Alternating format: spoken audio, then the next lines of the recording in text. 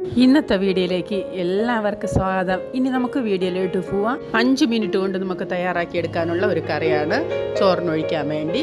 അതിലേക്ക് വേണ്ടിയുള്ളത് തേങ്ങ, മഞ്ഞൾപ്പൊടി, ജീരകപ്പൊടി, വെളുത്തുള്ളി, ചെറിയ ഉള്ളി, പച്ചമുളക്. ഇത് അരച്ചെടുക്കുന്നത് നമ്മൾ തൈര് ഒഴിച്ചാണ് അരച്ചെടുക്കേണ്ടത്. ഇതിനെ നല്ലതായിട്ടൊന്ന് നമുക്ക് അരച്ചെടുക്കാം.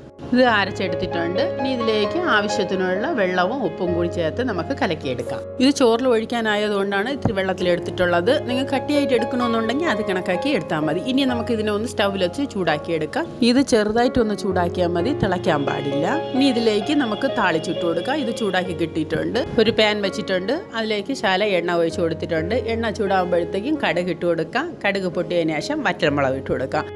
പച്ചമുളകും കറിവേപ്പിലയും കൂടി ഇട്ട് കൊടുക്കാം. അതിൻ്റെ കൂടെ തന്നെ നമുക്ക് തക്കാളിക്ക് അരിഞ്ഞ് വെച്ചിട്ടുണ്ട്, അതിനെ കൂടി ഇട്ട് കൊടുക്കാം. തക്കാളിക്ക് നിങ്ങൾക്ക് വേണമെന്നുണ്ടെങ്കിൽ ഇട്ട് കൊടുത്താൽ മതി, അത് ഓപ്ഷനിലാണ്. ഇനി ഇതിനെ ഒന്ന് ചെറുതായിട്ട് ഒന്ന് വശയ്ക്കാൻ മാത്രം മതി. ഇനി ഇതിലേക്ക് ഒരു നുള്ളു കായപ്പൊടി കൂടി ഇട്ട് കൊടുക്കുക. ഇനി ഇതിനെ എടുത്ത് നമ്മൾ കറിയിലോട്ട് അങ്ങ് ഒഴിച്ചാൽ മാത്രം മതി. ഇനി ഇതിലേക്ക് നമ്മൾ ഒരു സാധനം കൂടി ചേർക്കുന്നുണ്ട്.